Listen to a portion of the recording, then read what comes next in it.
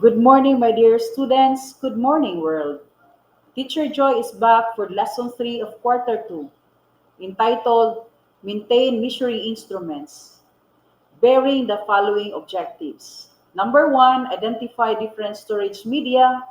Second, identify common causes of storage device failure. And the last one, ensure proper handling of different measuring instruments. Talking about measuring instruments, it is but normal to observe good practices in handling those instruments for them to last long and to avoid the chances of premature failure. Measuring tools, by their very nature, are meant to be perfectly precise, and to keep them that way, they will have to be cared for and maintained properly. There are a lot of different tools for measuring of different things, but no matter which ones you have, proper care is required if you want to be able to depend on them for accuracy. If measuring tools don't receive proper care and maintenance, they're more likely to take inaccurate readings, right? Some of these tools take exact measurements, so even small changes can impact the accuracy of measurements. So caring for your measuring devices will mean that they will serve you well, often for a lifetime. Not caring for them means you'll have to replace them far sooner than you would have if you had taken the time to provide the right sort of maintenance. Here are some tips on how to take care of your devices, storage devices. These devices that I'm referring to are the storage devices like the RAM, hard disk drives, removable storage devices such as flash drives and memory cards, and of course the optical drives, which includes CDs, DVDs, and Blu-ray discs. To start with, we have safety measures in handling the RAM. RAM must be clean and free of debris in order to maintain a solid connection. Second, dusting out the inside of your computer on a monthly basis, more if the environment is unusually dusty, is sufficient to keep RAM modules clean.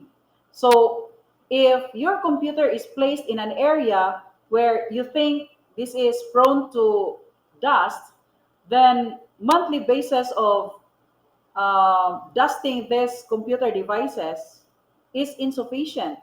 But for the normal placement or environment of your computer, then monthly basis is sufficient enough to keep your RAM modules clean.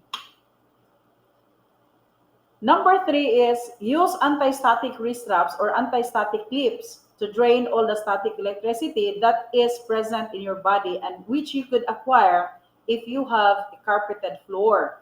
So if you have seen the illustration, it is an illustration of anti-static wrist straps, which is placed in the, of course, in the wrist from the name itself, wrist straps, anti-static wrist straps.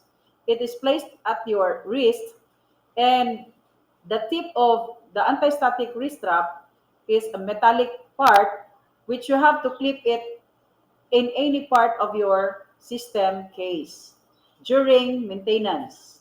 Okay, in order to avoid electric statics.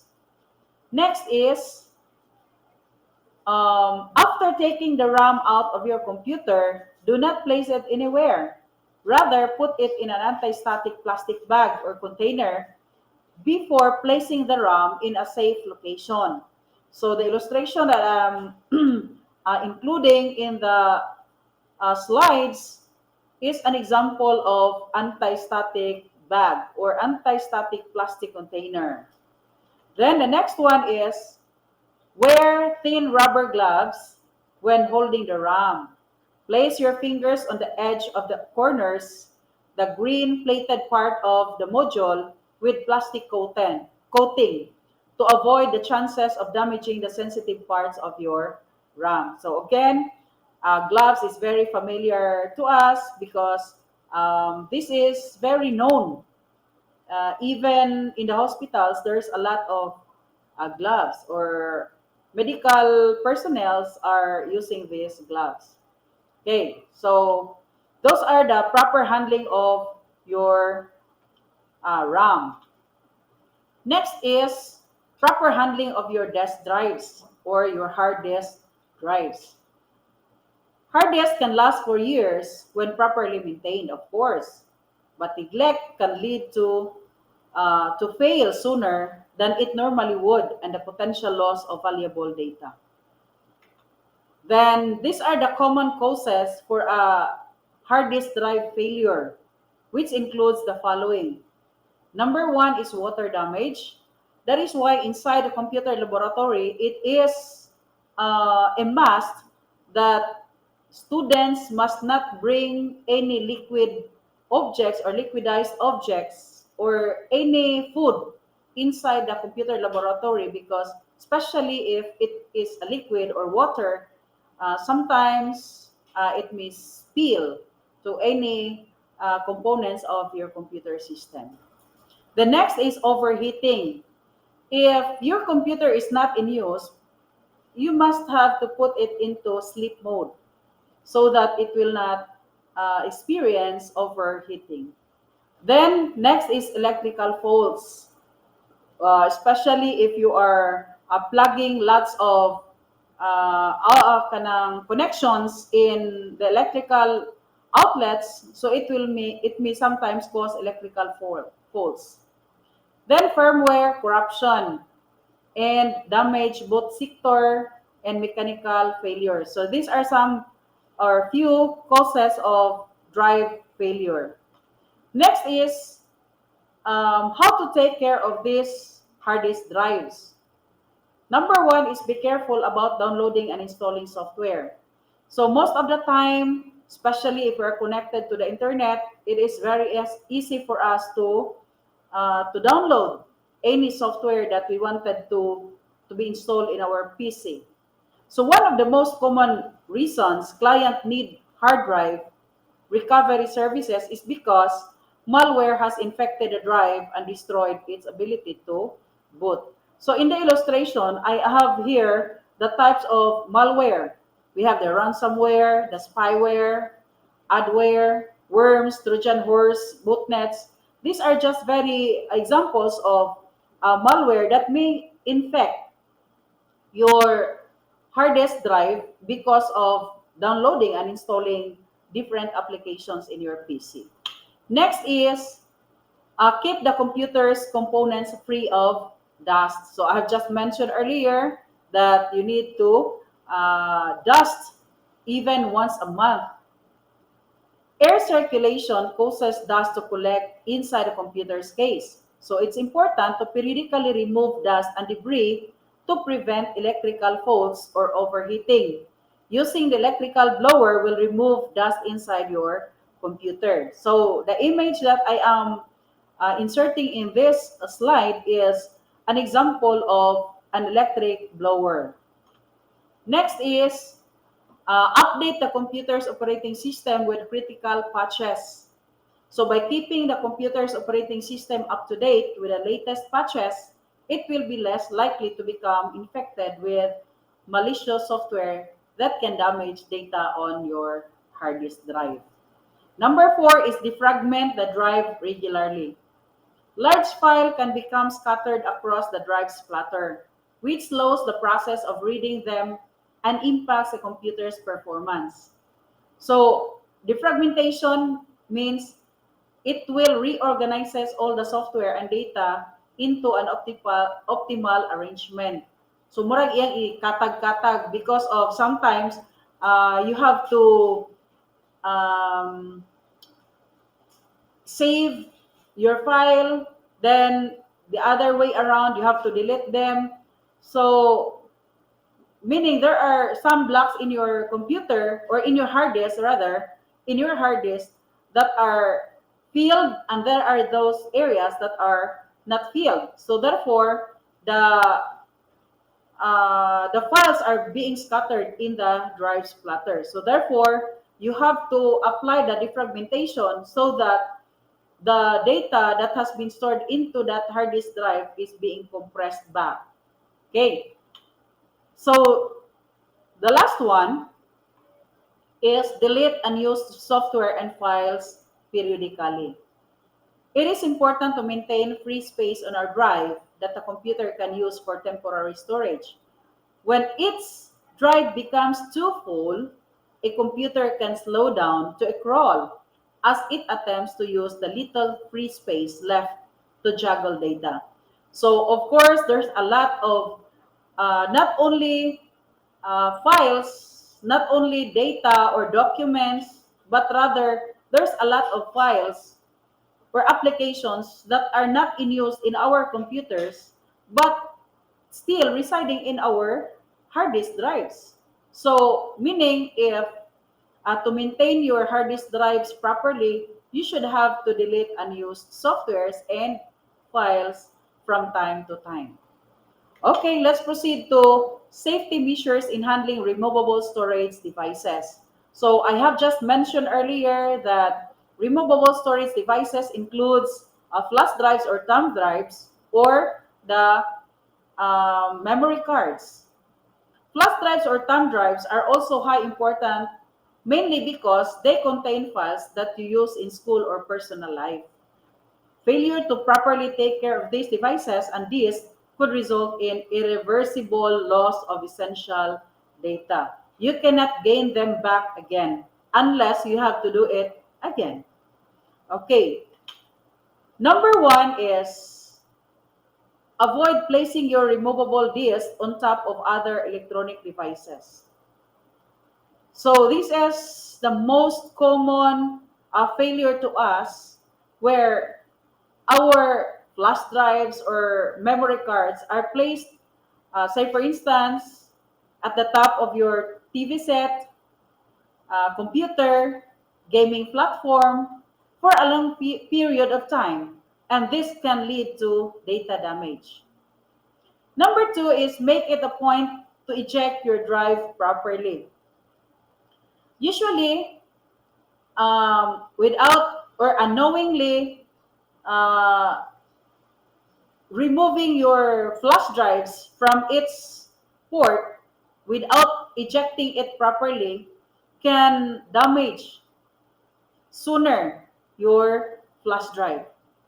So, what you have to do is to make sure you always safely remove your removable device from your PC whenever you are about to detach it. This prevents sudden data loss and damage to the drive. Pulling your flash drives or removable or memory cards away from its PC socket without doing the safely remove action can lead to a total disk damage. Maybe not today, not tomorrow, but sooner or later it will really damage your uh, removable disk storage or removable storage devices. Number three is maintain the integrity of your files. Monitor what goes in and out of the drive. Accessing peer-to-peer software, adult sites, and sites with known malwares and spyware issues can all cause viruses to creep into your PC storage items and compromise the integrity of your files. So, you need to maintain the integrity of your files. Number four is keep it all safe. Keep it all safe. Sometimes, no matter how hard you try in protecting your disk, they are all subjected to wear, to tear, and other unforeseen factors. To make sure that you do not instantly lose important data, you need to back up your files in multiple locations. Make sure that your backup is placed in another locations or in another storage device, not in the same storage device because normally if that storage device is being destroyed, since your backup is there already, or there also, therefore, it will be uh, again lost during the damage of your storage device. Then, those are the different uh, safety measures in handling removable storage devices. Next, let's proceed to safety measures in handling optical media. So last, this is the last storage media that we will be talking in this lesson, in this lesson 3. CDs and DVDs are extremely delicate data storage media, and any type of mishandling can damage the CD or DVD, hereby resulting in data loss. Therefore, it is important for you to exert caution while using this optical media. Of course, whatever examples of storage media you have, it would be a removable storage device, or it would be a hard disk drive, or it would be an optical media, then you should have to exert more caution in using these devices. So we have here the do's and don'ts in handling optical media. First, we will have to tackle first the do's. Number one is handle this by the outer edge of the center hole. So I am inserting here an image that shows the proper handling of your optical media. Next is keep dirt or other foreign matter from the disc by maybe wiping this CD or DVD using cottons or any small cloth. Number three is store this upright, book style, in plastic cases specified for CDs and DVDs. So you should have to place them back into its proper container if not in use. Then next is store this in a cool, dry, dark environment in which the air is clean, of course, so that it is free from dust. Then remove dirt or foreign objects, foreign materials, fingerprints, smudges, and liquids by wiping with a clean cotton fabric in a straight line from the center of the disc towards the outer edge of the disc. Okay, so those are the different do's in handling the optical media. The last one is we will be talking about the don'ts in handling this optical media. Number one is touch the surface of the disc. So you should always remember that you don't need to touch the surface of the disc. These are the don'ts. Next is don't bend the disc. Next is store this horizontally for a long time, maybe for a year. So don't do that. Next is don't expose this to extreme heat or high humidity. So in areas where experience high temperature. Then write or marks in the data area of the disk. So you should not write or put a marks in the data area of the disk. The next one is clean by wiping in a direction going around the disk. So do not apply or do not wipe the optical media using any cloth by using applying it in a circular motion, but rather you should have to clean it from inside to the outside part of the optical media. Then don't scratch the label side of the disc. And the next one is do not use a pen, pencil, or fine tip marker to write on the disc.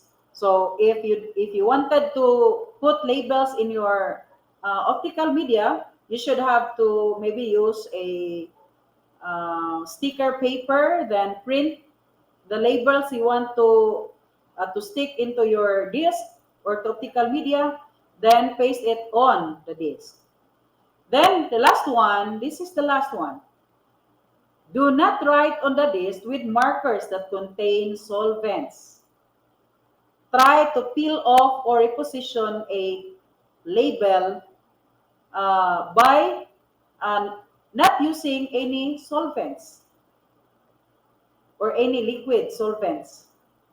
So I'll repeat, these are all the don'ts in handling optical media.